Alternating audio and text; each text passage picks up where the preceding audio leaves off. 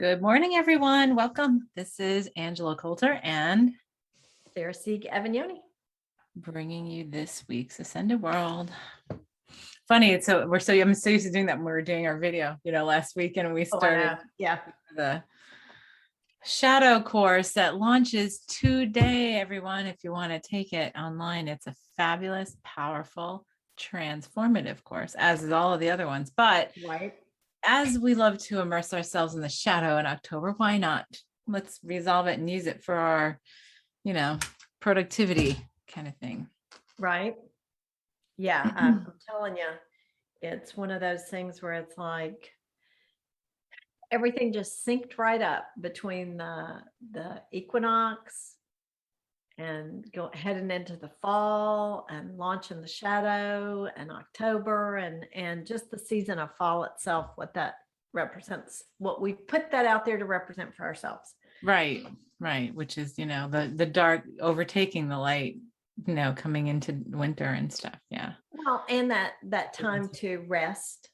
Yes. And be introspective and restore. Go inside and look in the mirror. And good morning, Yasmin.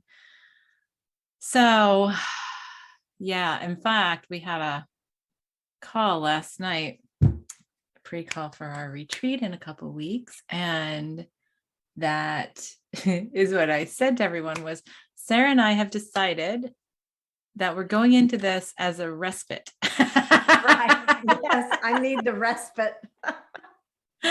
Because we know that all of the times the group of us, that we have a retreat, like in a high vibe in place, it's always hugely transformative and usually very uncomfortable for most who are in attendance. So I said, maybe we're having the because usually we don't do a pre-game call. So usually I don't do one. Right. So this time I did one and I was like, maybe it's because we're setting it up so that when we get there, it's all fun and joy and magic in an enjoyable, fun way. Right. No, I'm on board with that. I am totally on board with that. Yeah. But I mean, because what I've been talking about too is it has been very, well, as you and I spoke about last week, it's been very agitated for a long time. And it just keeps on getting increasingly so at individual as well as collective levels, right? So coming into this whole shadow discussion, it was like all of that other stuff was prep so that we can start really looking for looking at the shadow. It's almost like we had to get all that other judgment out of the way. We had to get through that self-responsibility, the course that we launched last month. We had to get through the worthiness and the trust and the forgiveness and the guidance and all the stuff to get to this place of saying, okay, so with all of that in place and all these tools of understanding in place, now what is it for me to look at the shadow? Like, what is it for me to look at the shadow to see it differently? Right. And to come to that different understanding of the shadow and in working on the videos, it's so powerful and the meditations and everything just brought me to such a different place. And I have to admit that, after working with the videos and everything, I slept so peacefully last night. Nice. And it's just such I don't know, it was almost like just that calming and that, and coming back to that place of harmony. But it wasn't just, it was such a change in thought processes. Mm-hmm. And in doing so, the judgment just kind of fizzles out. It's like, oh, well, that makes more sense now. Mm-hmm. Yeah, well, most everything we judge, once we understand it, stop judging it, right? Right, as long as we don't go to the other extreme of then criticizing ourselves for judging it, which is that's the biggest step. And that's actually some of the stuff that I came up against this weekend was a lot of self-criticism, self-judgment. Yeah. And that was my big theme of the weekend, I guess, of stuff that I didn't see, I didn't understand, I hadn't understood, I ignored, Right. Well, and That- the thing that, and I don't, I've had so many conversations lately, I'm not quite sure who I was talking to or when I said this, but it's one of those things where I always advise people, especially if they're in relationships and one of them comes or both come from a divorce, and it's saying, what is something that you wouldn't want your ex to tell your current significant other? And then tell them that, because that takes their power away of that external force. Mhm. And so that's what I've been looking at with this shadow, is that if you just come clean with everything, whether it's, this makes me feel this way, or this scares me, or this I'm afraid of this, or I'm intimidated by this, or I judge this really harshly, almost saying it Yes. diminishes its Yes. power. It does. Well, because it brings it up to the surface to puke away, to puke Well, away. well, and to see it in a whole different, and I hate to say light, a whole different set of circumstances, a Mhm. whole different environment, because those things that you hold off and deny are those that have the most power over you. Absolutely. Absolutely. Well, and that's the whole self, like that's what came up this weekend. And it was a lot of a lot of puking up, let's Right. just say. Right. And it was all self-directed, self-responsible, focused. Right.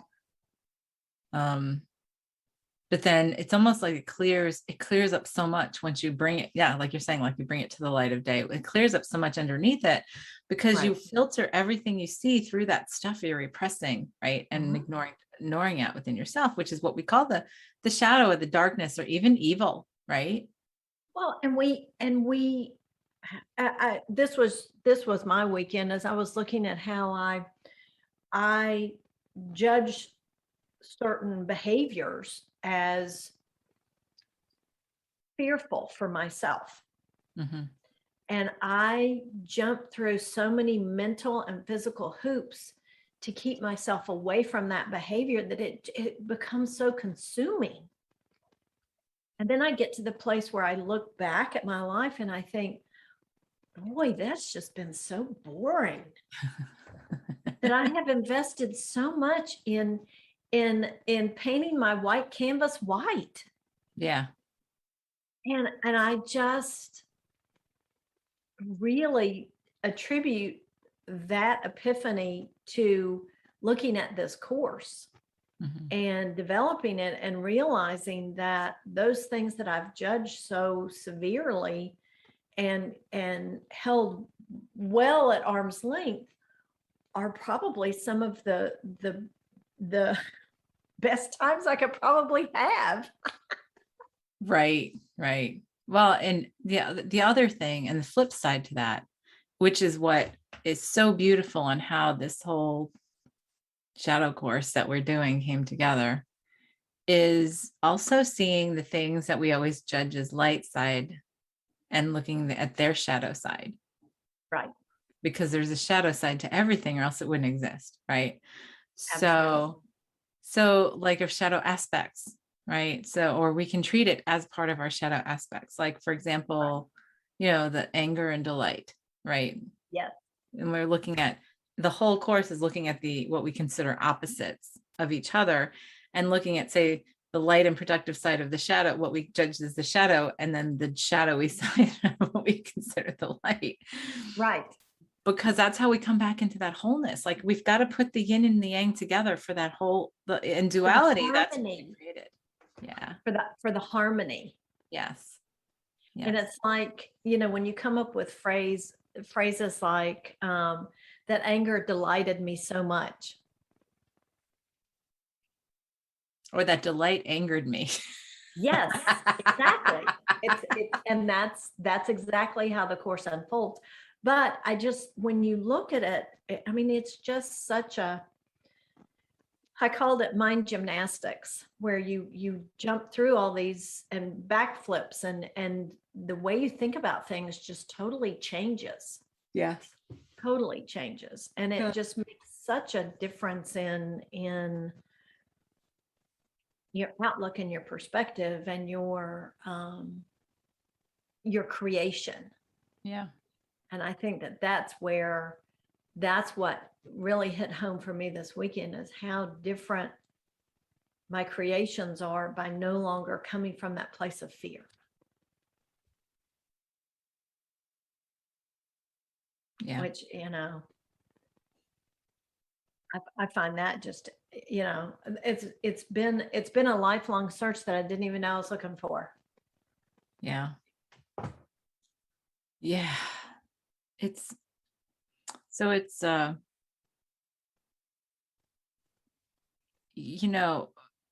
the challenging part to all of this is the willingness to look at it. Period. Right? Because we're in such a habit of looking away, right, that we pretend it's not even there.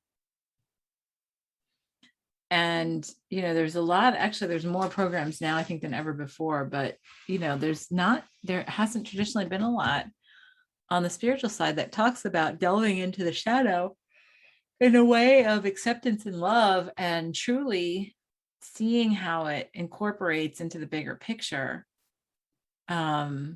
And that's, I think, like, we have brought up so much agitation, as we spoke about last week, and we're looking at different ways of like how we control in this. And I'm just thinking about the last several weeks of the stuff that we've talked about, right? The bottoming kind of thing, and all that, and manipulation, right? And lies, all part of the shadow as we consider it, right? It's denial. Right.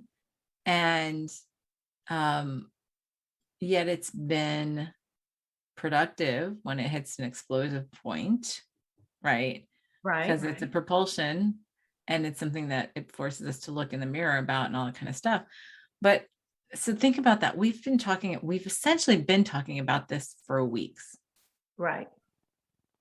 Because it's almost like we have to take baby steps to even allow ourselves to see it within ourselves.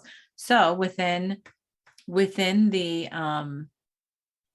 the course that we're putting out, I mean, of course, not to do this shameless self-plug, but this is just related and on the same topic, and how timely that it's just all around us right now, right? This was planned, whatever, 6 months ago.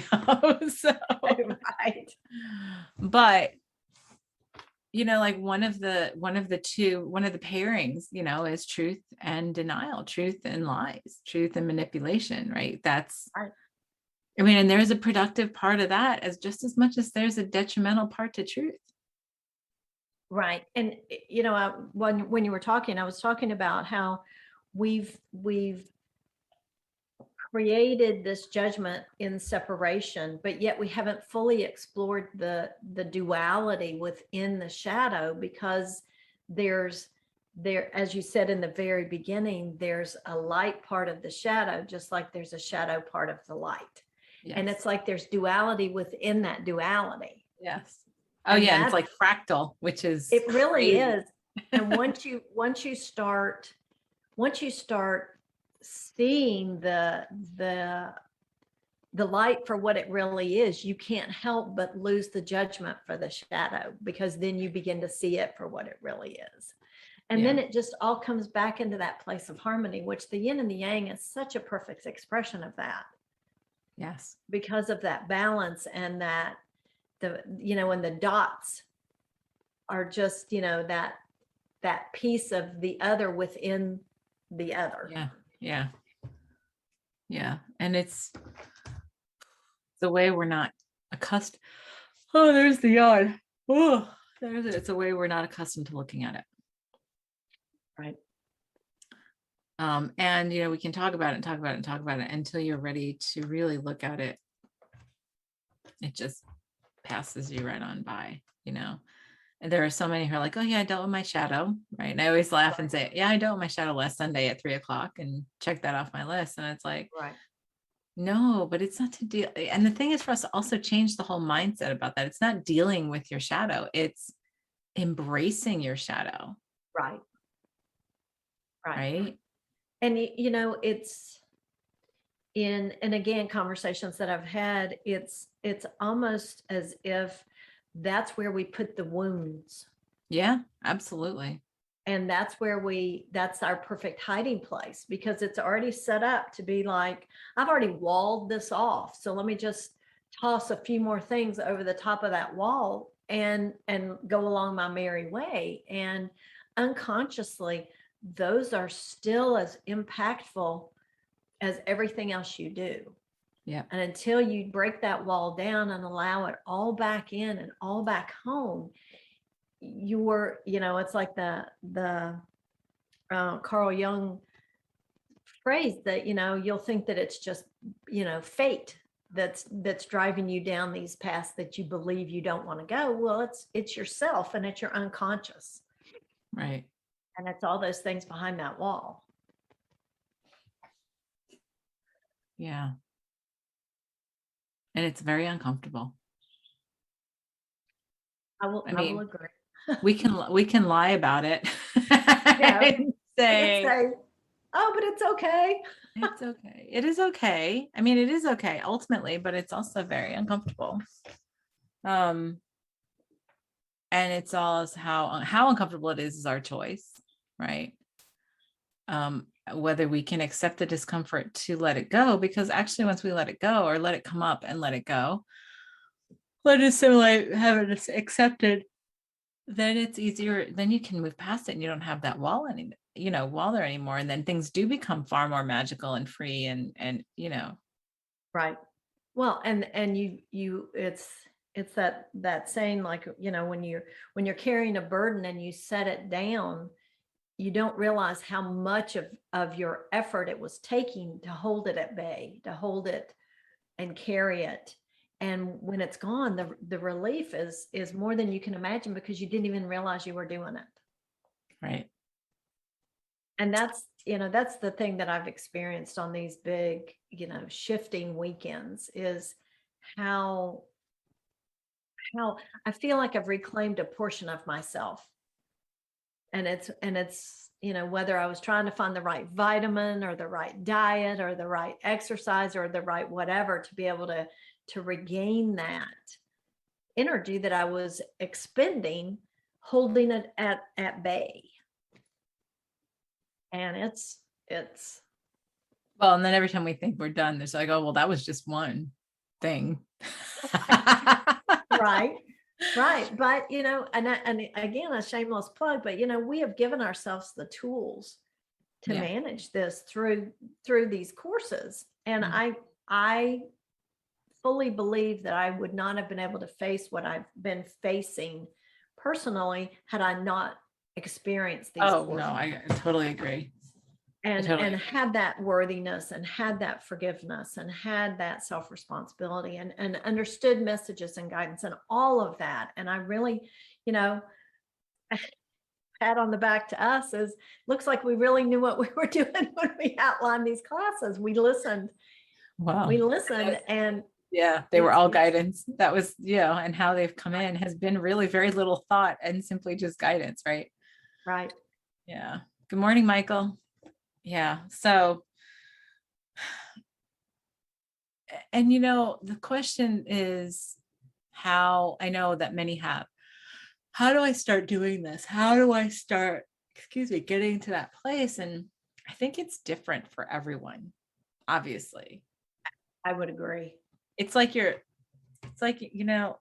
you have those peel off things and you got to get that corner unpeeled, right? Right. And sometimes it's easy, sometimes it's hard, sometimes you're sitting there picking with your nail or something else. It's like you just got to find that corner, right, to start peeling it away, because as we do that, it frees up all that stuff. And it comes to the light. It can be explosive and painful and whatever, but it's all ego. That's all ego. And it's not it's not a bad thing. It's setting your pace at what is, chewable bites. Mm-hmm. Right. And that's really what we did in doing the Adventures in Wonderland course, is chewable bites for everything. Right.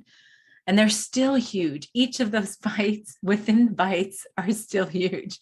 Believe Well, and me, it's one we of know. those things where, they say, you should chew your food like 20 times or something. It's like, Right. yes, these bites you need to chew Yeah. and chew and chew and And chew. chew. Yeah. Yeah. And so it's just, it's getting into the pattern of trust. It's getting into the pattern of listening to that voice over, like listening to the voice that's calm and clear versus the ego that's going, look at this, look at this, Right. look at this. And even if the ego is kicking and screaming, no, don't look at that. It's stupid. It's blah, blah, it's irrelevant. It makes you weak. It makes you blah, blah, blah. Those are Or all you're going to die if you look at that. you're gonna die if you look at that. You're gonna be devastated if you look at that. You won't be able to function anymore if you look at that. These are the things that go on in our heads. Well, remember that hurt you experienced. Yeah. You don't want to look at this again. Don't want to go to that hurt again. Right. Right. Right. And I think that's what I kept hearing is, you've experienced pain and hurt from this. So why would you want to revisit it? You need to protect yourself. And it was then that I had to sit and say to myself, but protecting myself isn't getting me. Has it worked? Hasn't worked. Exactly. Exactly. Yes. What it's done is it's caused me to experience pain in other ways. Mm-hmm. And and you create it. absolutely. And that's the challenge. That's the challenge, because here's the thing. That's what I'm talking about, in peeling away the corner, right? Because as soon as you start peeling away the corner, you see the rest of it. You start seeing the rest of it, right? And a lot of times the things that we hide in the shadows are things that we put so many layers on top of that it's challenging for us to get to the core, right? Yes. And that's what, it's funny when I do sessions with people and they come in and I say, you know what? I know, like, I always ask them, so what is, so like, I always set the intention, whatever's the most prominent thing or the most, productive thing, let that come up to the surface, like easily. Right. Right. That's what I always set for my intention in my sessions with people. And so when they come in, I'll ask them, so what's going on? And it's funny because sometimes it's 20 minutes of them telling me stuff and I'm hearing, nope, like, nope. And then they'll finish and then I'll get this, ask them this question. Right. And that's really the question. That's really the topic. That's the thing that's connected in a web to all of these other things. And sometimes I like get the question and I'm like, okay, like I can't even see it at the moment until, we start talking, but that's what we do. And that's the thing about reflecting back to ourselves, going, if I have this thing of discomfort, like I am now becoming like manic about that, right? Like, it's like, if I have a little twinge of discomfort, I will just turn and face it and say, what's that about? Bring it on. Yeah. Right. Well, and I've been catching up on Lucifer on Netflix. And it's love that like, show, by the way. Yeah. It's almost like you have to say to yourself, what's your deepest desire? Mm-hmm. Because that everything that you're having trouble with stands in the way of your deepest desire. Right. Yeah. Yeah. And so that's what needs to be looked at, is what stands between you and that. But until you identify that deepest desire, you might not see all these obstacles you've created. Well, because if we actually listen to our deepest desire, right? Right. And we actually looked at it without judgment or without rationalization or without whatever, right? Right. Then we can see past all of the BS. We can see through all of the, all of these like things in the web that are covering that or being created through that. And sometimes, it's challenging. It's challenging when we commit to that and we're in close relationships, like in a spousal relationship or whatever. And, because the commitment has to be, I do that was mine like 2 weeks ago, like my thing about honoring everybody's journey. Right. Mm-hmm. It's like, I do mine, you do yours, and I can't take it personally. Like I can't take your journey personally. That's Right. the challenge of what we always do is we do take it personally. Right. If it does not align with our expectations, with what appeases our shadow, right? Which is not what we get in relations for anyway. Relationships have to do with reflection to ourselves, right? In some way, shape, or form. And so that's the other, duality to even the representation in our relationships. Right. Right. Because it's like, okay, if I'm not going to look at it in the mirror myself, well, then let me just bring somebody in my life that's going to pop that back in my face. Right. Let me connect and see and let them be that razor sharp mirror for me. Yes, which I know now I have this, since you came up with that, it's like in my head, every time I think about the mirror, I think of all the shards sticking out of it. Right. Exactly. Exactly. So, the thing is, and that's the challenge because we have such a hard time disassociating ourselves with that, right? Because just as much as your partner is a reflection to you, you are a reflection to them. Right. And it's not always what's intended or expected in terms of the Well, reflection. and what's crazy is how beautiful it can be. It can be 1 minute so triggering and so, I don't even want to say volatile, but catalytic. And then the next moment, once you get to that place of honoring their journey, they're honoring your journey, it's like a dance. Yes. And it becomes so Well, a free dance versus like, the entangled dancing, right? Yeah. right. And it's just incredible the difference. Mm-hmm. But as long as we're still stuck in the power that those things we've walled off hold over us, we can't enjoy that dance. Yeah. Yep. Because we're so frantic in keeping up with the steps, like trying to match the steps, trying to match, Right. Right. what the other person's doing. And Well, and how can I participate in that while I'm still holding all of this back here behind the wall? right. Yep. So there's a lot. And it's funny because even talking about this, I feel this collective not like, yeah, no, it's okay. It's all right. Like, yeah, that's just not for me. Yeah. Let's just watch some horror movies this month. It'll be fine. Right. We have 31 days of Halloween on Freeform. We don't need to do this. That's right. That's right. We can just watch some slasher movies and feel better about it. Right, right. That's my shadow work. Well, in a way it is, right? Right. But the funniest part is we have a whole month where we dedicate ourselves and we don't even consciously think about that, right? That we dedicate ourselves to shadow, right? Because everything is creepy. And when it's creepy, the more creepier, the more fun it is, in October and, Right. it's funny because on a community board that I'm a part of, somebody had posted, they're posting like a different monster like every day, right? And over the weekend Right. they had posted something about the Dr. Jekyll, Mr. Hyde, which is duality, right? Right. And who's your, like what is your inner demon and what does she say? Like, Yeah. honor your inner demon. Yes.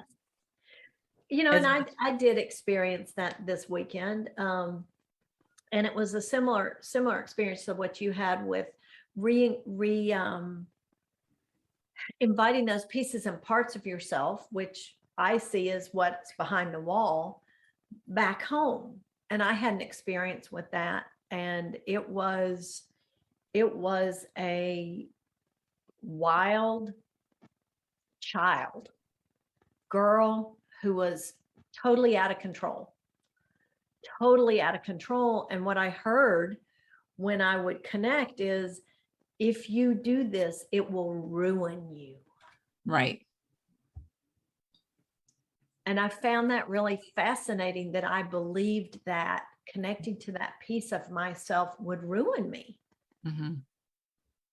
And so that was definitely something that I had to sit with and understand more from the perspective of, number one, what do I believe I'm ruining? Right. And number two, what aspects she represent that I judge so harshly. So Michael says, I feel like I procrastinate looking at the shadow. Is there a strategy to working on the shadow and help with the procrastination at the same time? Well, you could take the course. Right. Launching today. Right. And don't we still have the special through today? No, I think it ended at midnight. Oh, okay. I think it ended. Never mind. That's right. I mean, it's only $128, which to me is still pennies for the value it brings to you. Right. Honestly, we did this so that it can be accessible to everyone because Right. Right. it is so powerful and so important. But you know, that's the whole thing, Michael. I have so many people who ask that. It's like, well, how do I start? And the thing is, just start, or commit yourself to this piece. Right. Right. Or come to the understanding that if I don't start on my terms, I'll start on my unconscious terms, which is, I don't want to say that's a threat. Not as flowy typically. Let's just say. Right. It's not as comfortable as on your conscious terms. Yeah. I mean, and that was my whole thing of looking at stuff with judgment this weekend was how with me being so committed in consciousness, did I miss this? How did I not see this? How come I've been telling myself this? Right. And I was, and then I get mad about it's funny about but it's so embedded, this discomfort. Right. And it's like, what's the ego's drive? The ego's drive is to be comfortable. To be comfortable. Right. Well, it judges everything. Right. Right. And so, it's like, so any kind of discomfort, it's just like, I can do that tomorrow. Yeah, I could do that tomorrow, next week, next month, Right. next year. Oh, If I just get through X, Y, and Z, then I'll be in a better place, and then I'll be able to look at it better. And then they don't. And we don't. And then you get through X, Y, and Z and you go, oh, but I feel so good. Why would I ruin this? Yes. That's what we do. Right. And I've had people that I work with and clients and students and stuff that literally have said to me, yeah, I'll deal with it when it comes. And I'm always like, okay. Remember those words. Right. Because the thing is, as we grow more and more conscious, the more we realize it's going to come, right? It's going to come back around. And if we ignore it and don't tend to it, it's going to roll itself up in a bigger snowball before it hits us. Right. Right. And or the little twig that's nagging right. at you is going to become a big branch and knock you off. Right. Or a big tree that falls on you. Right. Yes. So, I mean, I would rather deal with the gnat, right? The feeling of the gnat and say, well, what's this about? Yeah. And I guess that's just been and so like, even if, and in all reality, I am grateful. I am grateful for everything because I'm grateful for the consciousness and the commitment to consciousness. And even though there are things that I didn't even know how to look at, right, that continue to come up. That was part of it, is the ego was like, I just don't even know how to let this come up in a way that, that is comfortable. Right. Right. And so we can choose smaller explosions versus the bigger explosions. And I am grateful for that, knowing that I've done that, right, in many cases. But instead of judging ourselves, I think it's important to turn it around, to have gratitude for ourselves, to see things when we do see them, because they can always be worse. Right. I know for myself, once I got to a place of seeing that my judgment of the shadow and my everything that I had behind my wall had power over me and limited me. And that was enough for me to go, yeah, I can't do that. Mm, And I just, whether that's using my ego for good,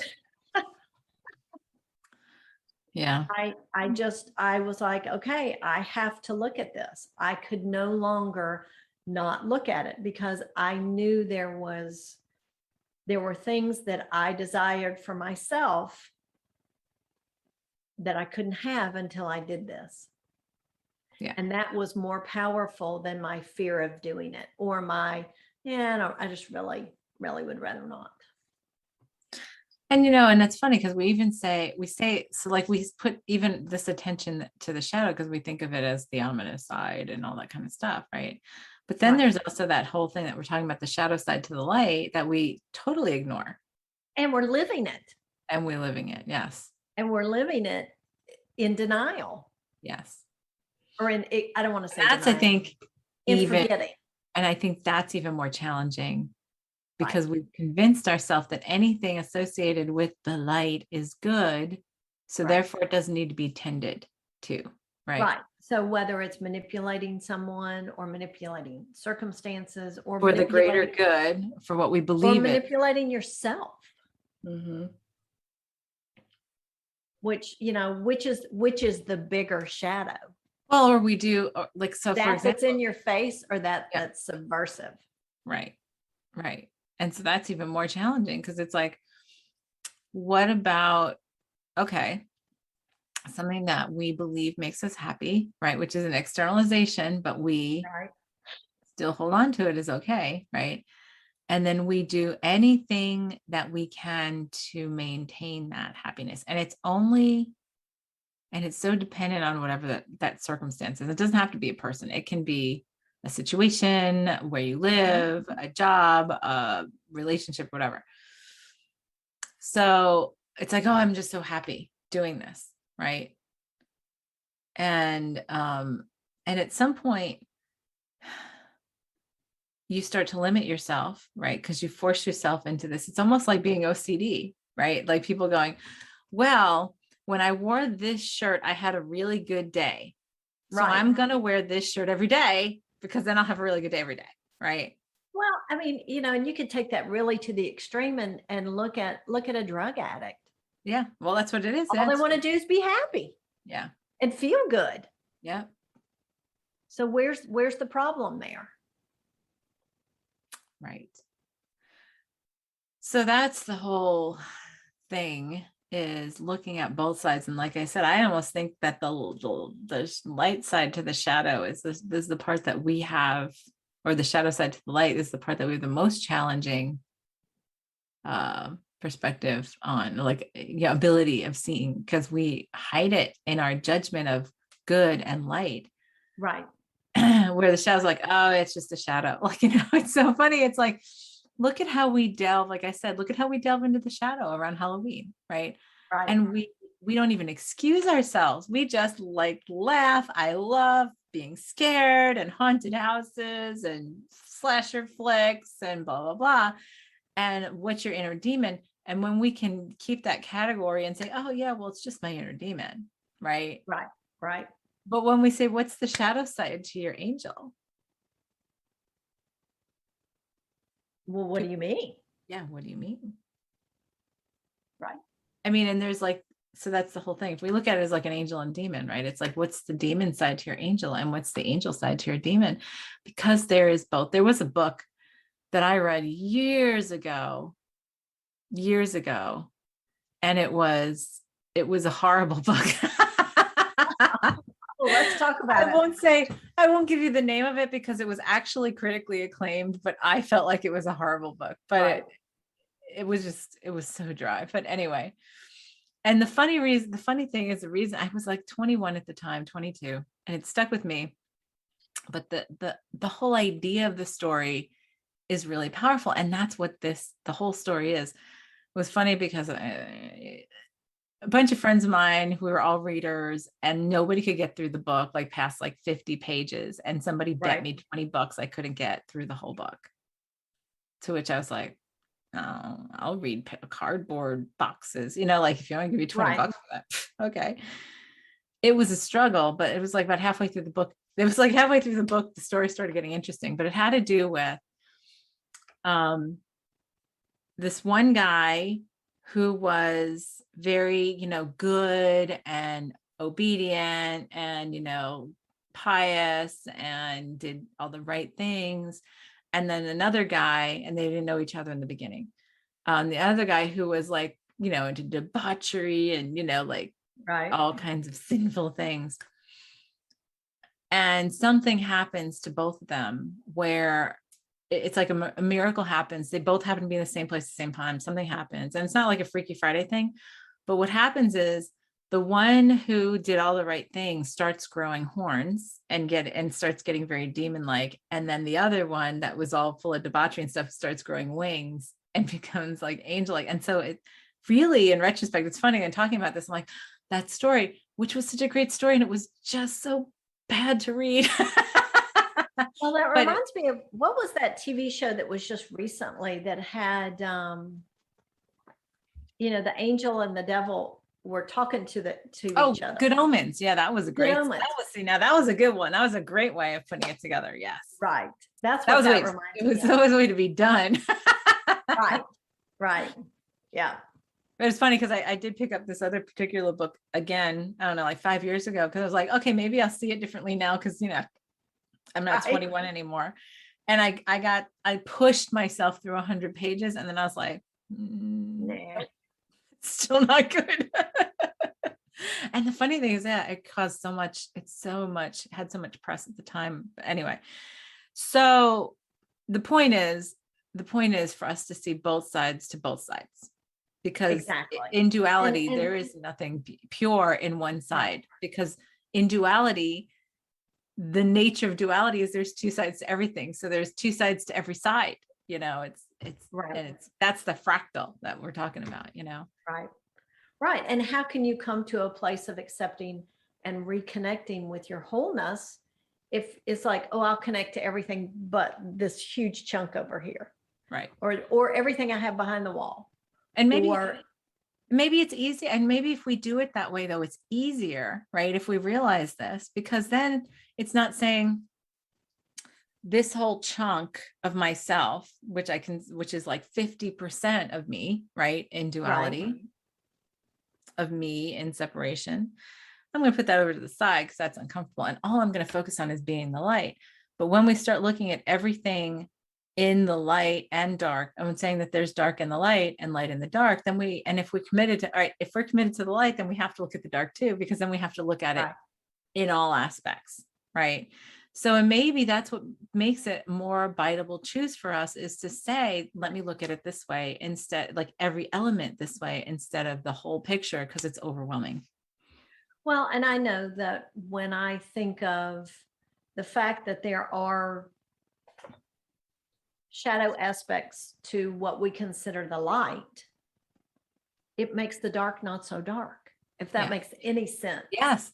Well, and it makes everything balanced. It brings it really up to does. wholeness again. Like it just automatically, it pulls out like this dam wall that I see between the two and allows it to start coming together, which is really the goal of recognizing the wholeness of, well, it's all just, everything's just part in duality. Everything's just part of an offset and mirror to the other. So it's not, and everything just is. Yeah, just is. Yeah.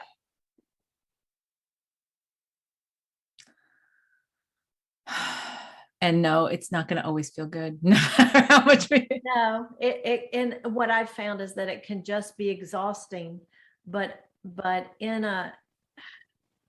I think the exhaustion comes from the relief of letting it go. Yes. And that's when you realize how much energy you've been expending on keeping it at bay. Absolutely. Yeah. Yes, it's very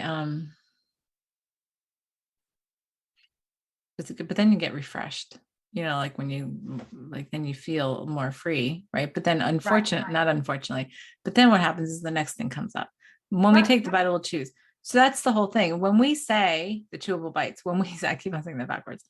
when we say like, I want to do this with ease and flow, right? It doesn't always mean it's just going to be fun. It means that, and I say fun, I always put fun and joy in there, but sometimes that's just the ability to laugh at myself as it comes Right. through, right?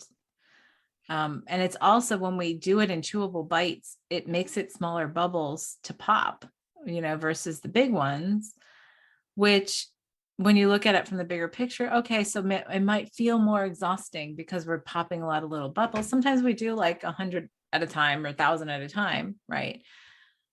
But it's also when we set out our intention for it to be chewable bites, then that's the way for it to do it. So we don't get overwhelmed, we don't shut down, we don't have like a huge catastrophic catalytic experience, Right. that we can simply just keep on flowing along in the change of those moments.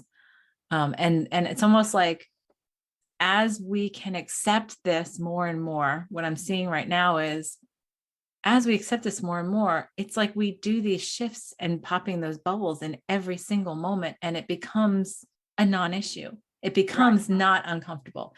It Right. becomes just part of the flow and fluidity of the transformation we're going through individually and collectively. So it prevents us from running, hit a brick wall, get a concussion, have to recover before we run again.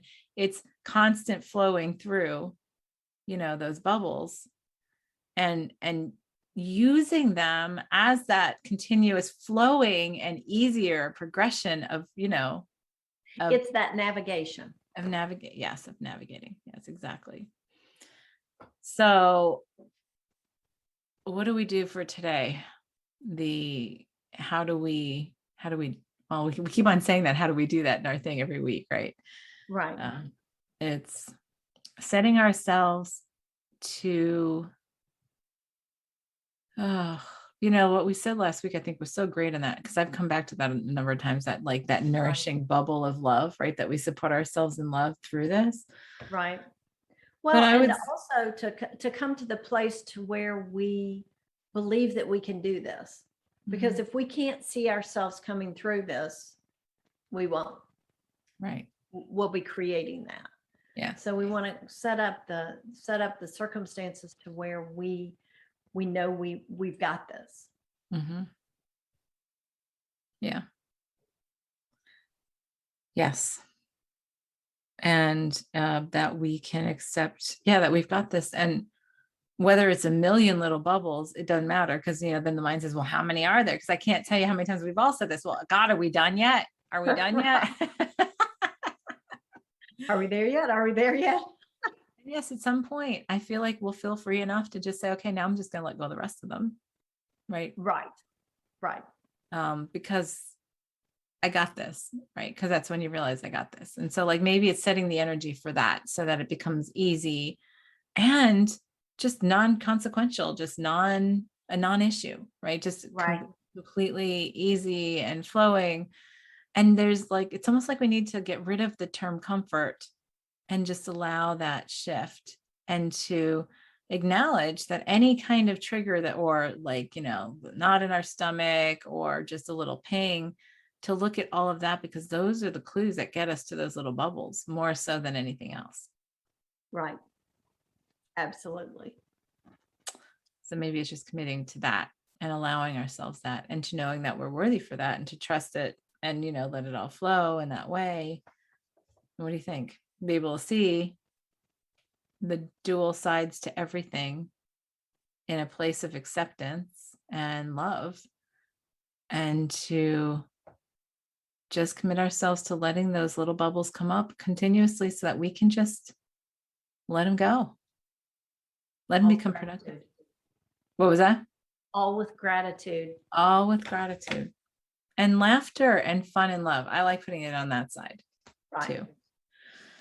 All right, so let's go do that. Whatever else, we'll just tie it up in a neat little bow. So as we know, close our eyes, take a deep breath. And we open our heart, step out of separation, back into wholeness and oneness. And we hold ourselves at the vibration where this is our truth. This is from where we exist, create, and experience.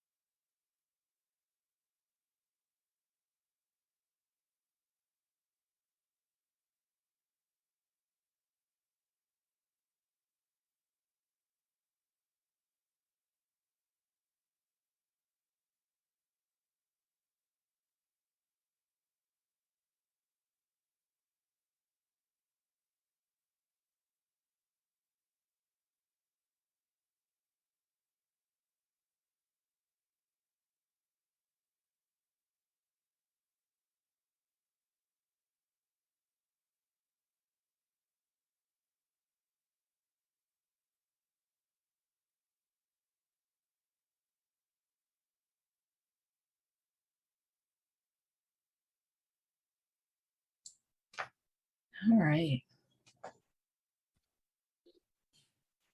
That actually felt really good. Right.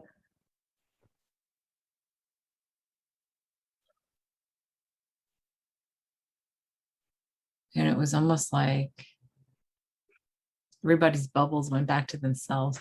I can't even explain why. It was just like, Right. then it was so much easier for us to just go, oh, I can sweep these off and sweep these off. And it was just, I can't even tell you, there was a bunch of stuff that came up and I can't even, because I could feel this collective resistance in the beginning. Right. And then Right. it Oh was, yeah. Oh yeah. yeah. And then the longer we went, the more I was like, okay, like sort of like, I'm watching. All right, not so bad. And then it's like, okay, what if we gave it a try? And it Right. was, Yeah. that's when it felt really good. Yeah. Like I might be open to listening to this. Yes. Yeah. Considering it. Right. Right.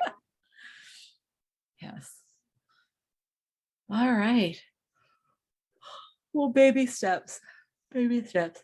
And allow it. We can always set ourselves to be as fun and enjoyable as possible, which is what I do. Right. Except if the ego holds something over a wall, it's our own choice to do that and create Right. that. Yep. So, yeah, I'm sure we'll have, and this is a challenging thing to really explain in words because I think we're still sort of figuring it out ourselves. And it's a matter of just being vigilant with ourselves Yes. It absolutely is. in a place of love and gratitude, but just vigilant. So, all right, everyone, have a great week. Thank you for joining us. We'll see you next time. This is Angela Coulter and Sarah Sieg Avagnoni.